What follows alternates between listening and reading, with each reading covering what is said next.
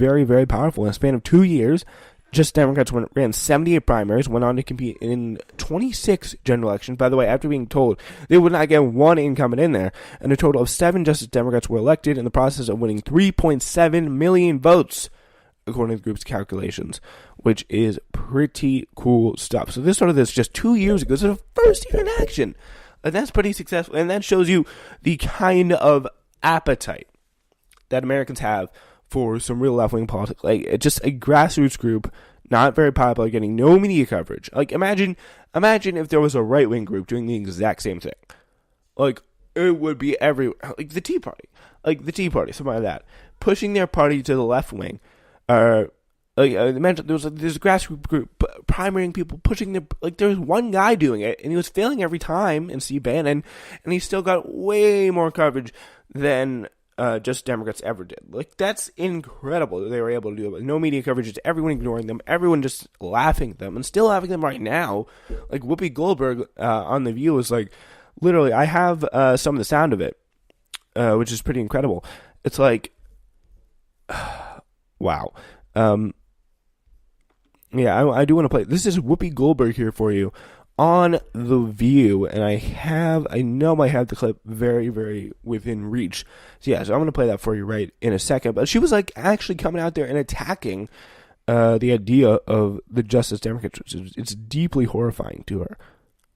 So if you're going to represent us, because a lot of folks got in and, some of y'all calling yourselves, what was it? It's something crazy. Not crazy, but it really kind of freaked me out. Justice Democrats. So I know. Oh. So let me just be really clear, because you kind of, on your site, you kind of take a little punch at people. So my question is this,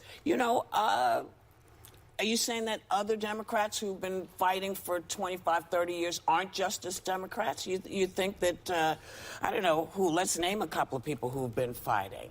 John Conyers, who's not there anymore, and Lawyer. Yeah, I mean, you need the experience. You need experience to handle all this stuff. And if you don't have it, sit back and learn some stuff and then take over. Yeah, and the fact is their quote-unquote experience got us to 2016. Their experience got us to losing 1,000 state legislatures, losing the House, losing the Senate, losing governorships, losing presidency, just losing. That's been under the current Democratic reign, and it shows you why we want some change. And that's what we're doing here. So, we got...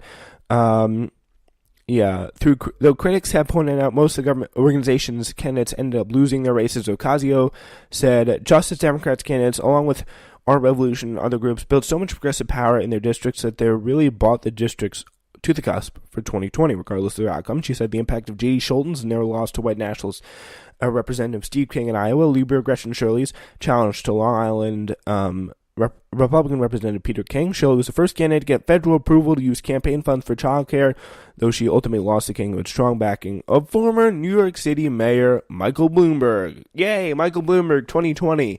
This guy's not a real Democrat. Like, this guy wants to run for the Democratic Party ticket after backing someone like Peter King, like, that's personally, like, that's offensive. He backs Republican. Oh my God.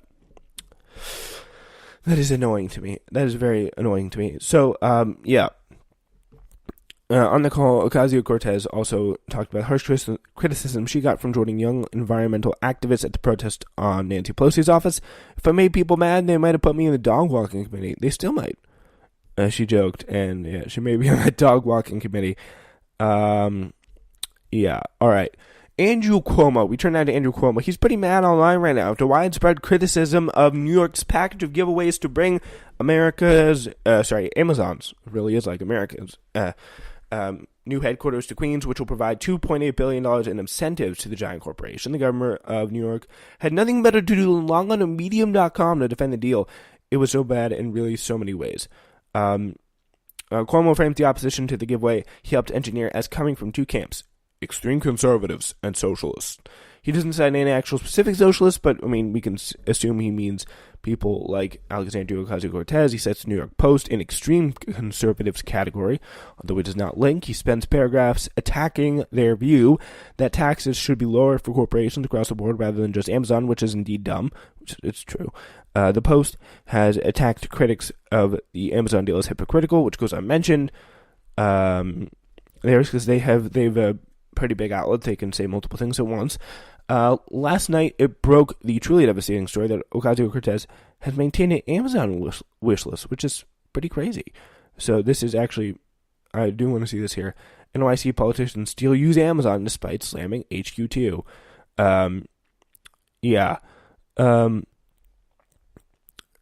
Let's see what they have her doing. Her campaign account recorded 68 entries of payments to Amazon for supplies and services worth $10,692, including Chromebook laptops used for staff and Amazon fees for Amazon software services. She also maintained an Amazon wish list. What? Just because you like Amazon doesn't mean you want them in your city. Like, that's so ridiculous. There's so many about it. It's the worst argument ever. Anyway, yeah, so the socialists, they're hopelessly naive. The socialists argue that we gave $1 billion grants to the richest man in the country. That's what you did. That's literally what you did. There's no argument about that. And that we should have given that money to the poor and the needy. Once again, it's a politically appealing argument, but also wrong. We gave Amazon and the revenues, we gave Amazon nothing in the revenues. They give us approximately $900 million annually. If Amazon does not employ 25,000 New Yorkers, we lose $900 million. They also argue we should let Amazon come to New York but provide no incentive. However, without the incentive, Amazon, which owes duties to its stockholders, including New York pension plan, would not come to New York and would not bring the revenue to our jobs. No one cares. No one really needed Amazon here in the first place. Like, if we were like, no offense to Detroit, but like Detroit, like they need some more spruce economic spark in their city. Like Amazon would provide it, but New York is not necessary. Like New York is doing well, and like they have their own problems that would directly be hurt by the arrival of Amazon. Like, it's just true. Yeah. So the essence of the Amazon competition was that they were all shopping for the best economic benefits. Amazon could have located all employees in Virginia, Oregon, and Newark just across the river for a large incentive. Of course, $7 billion in incentive package and a giant revenue loss to New York. Again, it does not link a single source throughout, but it's kind of rough. So it's kind of hard and a little bit rough to prove his arguments, but still. But it is obvious Amazon was not shopping for the best economic benefits, given that other cities did not win this embarrassing contest, were offering much larger benefits. Columbus offered to create a task force to deal with the unacceptable murder rate, as if only Amazon employees deserve to live without fear of murder, which is absolutely incredible. So it's like Amazon was motivating them to fix their murder issues in Columbus, which is actually pretty incredible. Columbus, you got to do better than that. As if only, again, Amazon deserved the best treatment there. Like, ugh, Jesus. Amazon never intended to move to Columbus or Atlanta. They held this joke of a competition to encourage cities they wanted to move to, New York and D.C., to offset the cost of moving. They were the biggest tax incentives they could squeeze out of them.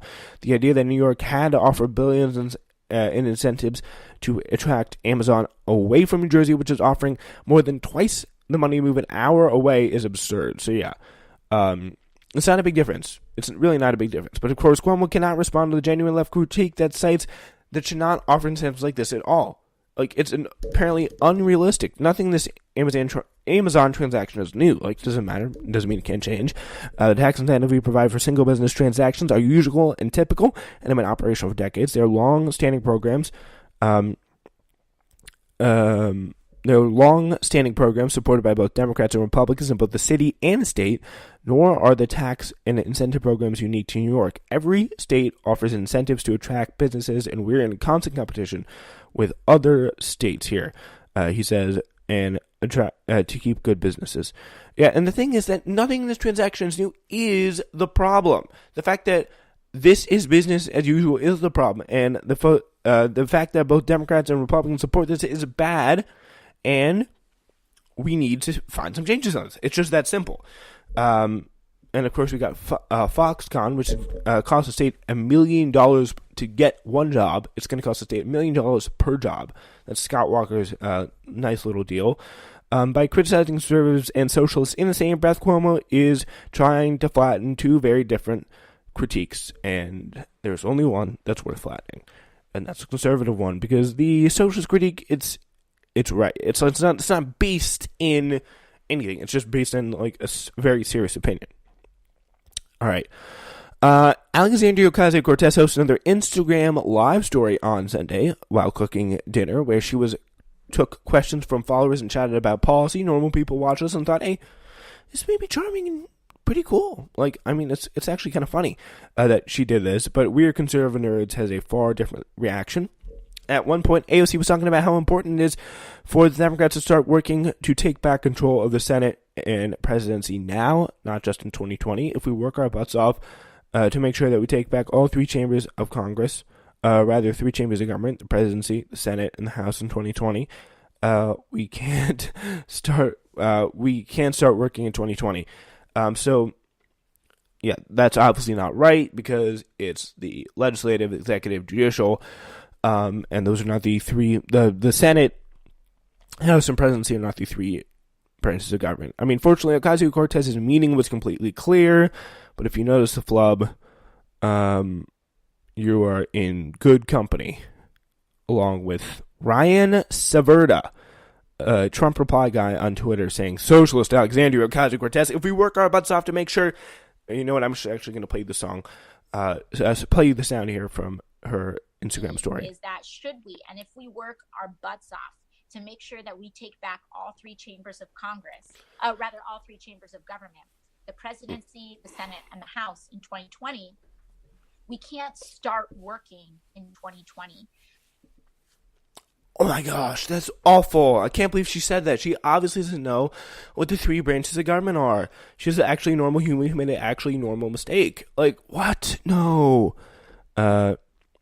Diaper boy Charlie Kirk also joined in, started making fun of her. Like, they came out of the woodwork. Ocasio-Cortez, there's something stupid. Oh my gosh, she messed up. She said one thing. And like, so like bats out of hell. And just things flapping out of the wood, like just ugly, ghoulish conservatives just flapping out of the woodwork to attack Alexandria Ocasio-Cortez, which is like really pretty incredible. Include this again. It got pretty big. Watch this video. Ocasio-Cortez misspeaks, then corrects herself incorrectly. She is really misled and never believes she is wrong. She's a perfect Democrat. I almost feel bad for her if she didn't profess an ideology that has killed hundreds of millions. That's Charlie Kirk there speaking. Yeah, wow.